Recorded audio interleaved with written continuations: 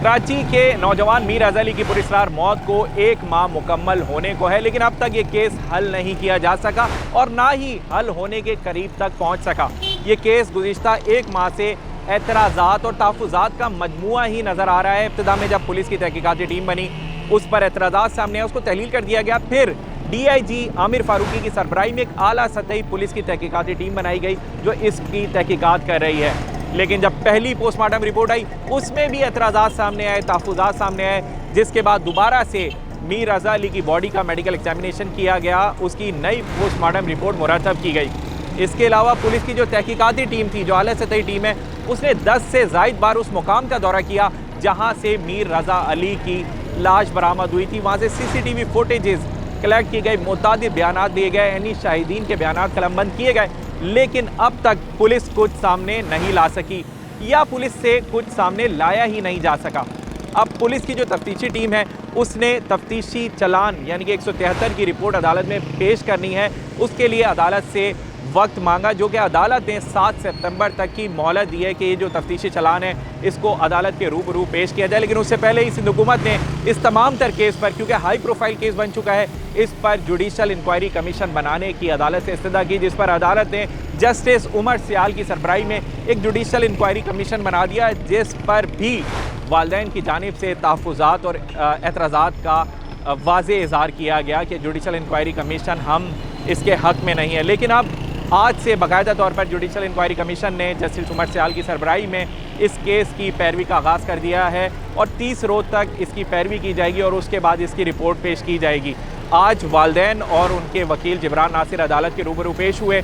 अब मज़ीद जो फ़रीक़ैन हैं उनको नोटिस जारी कर दिए गए। लेकिन सवाल ये है कि इस जुडिशल कमीशन की कानूनी हैसियत क्या है और क्या ये इस पुरस्रार मुअम्मे को हल कर देगा? देखिए, जुडिशल इंक्वायरी जो कंडक्ट की गई है बाय दी होम डिपार्टमेंट, वो प्रिंसिपल सेटल करने के लिए की गई है।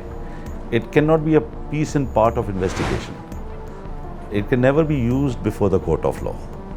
ये एक रिस्पॉन्सिबिलिटी हेल्ड कर देंगे कि किसकी रिस्पॉन्सिबिलिटी है, किसकी नेग्लिजेंस है, और वो जुडिशल इंक्वायरी क्लोज हो जाएगी। जहाँ तक बात है कि ये क्यों बनाई गई, ये इसलिए बनाई गई कि मेरी नज़र में रियासत ने जो तफ्तीश की है, वो उस तफ्तीश से उस बच्चे की ज़िंदगी में जो लोग मुलव्वस थे इस अमल में, उनको गिरफ़्तार नहीं कर सके।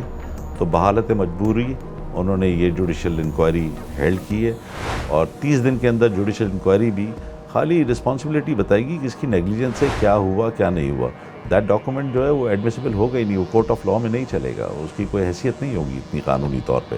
ये माजी में जितने भी कमीशंस बने हैं पाकिस्तान की तारीख़ में, उनके एक्सपीरियंस कोई ख़ास अच्छा रहा नहीं है और कमीशंस बन तो जाते हैं, JITs भी बन जाती हैं, लेकिन कानूनी तौर पर उनकी क्या हैसियत है वो आपको पता है कि कानून में जब भी इस तरह के कोई वाक़यात है, जैसे कि अब मीर रज़ा केस की बात कर रहे हैं, तो इस जुडिशल कमीशन की रिपोर्ट या अगर JIT भी बन जाए, जैसा कि कहा जा रहा है, जो लवाहिकीन है उनके वकील की जानिब से कि JIT तश्कील दी जाए, लेकिन इन दोनों चीज़ों का कानूनी तौर पर कोई फ़ायदा नहीं है।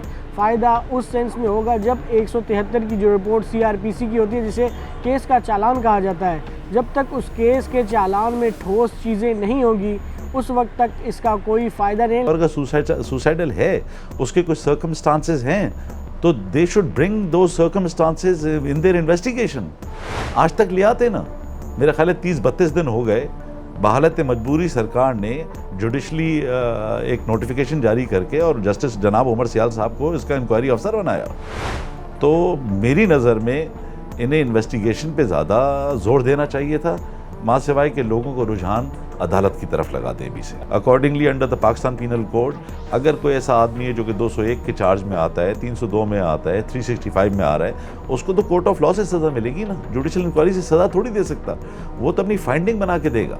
अभी हालिया दिनों में जो है वो गुल प्लाजा के हवाले से जुडिशल कमीशन बनाया गया था, लेकिन अभी तक उसकी जो रिपोर्ट है वो पब्लिक नहीं हो सकी। इसी तरह आपने देखा होगा सानिया बल्दिया, जिसे पाकिस्तान का 9/11 भी कहा जाता है, उसमें भी जुडिशल कमीशन बना, लेकिन नताइज आपके सामने हैं कि ट्रायल कोर्ट से तो मुलजिमान को सज़ा हुई, सिंध हाई कोर्ट ने भी वो सज़ाएँ बरकरार रखी, दो जो मरकज़ी मुल्ज़मान थे रहमान भोला और ज़ुबैर चरिया के, लेकिन सुप्रीम कोर्ट में अब वो दोनों अपीलें अलाउ हुई और आज दोनों मुल्ज़मान जो है बाइज़्ज़त तौर पर बरी हैं और आपको यही कराची की सड़कों पे आपको कहीं भी मिल जाएंगे, नज़र आ जाएंगे।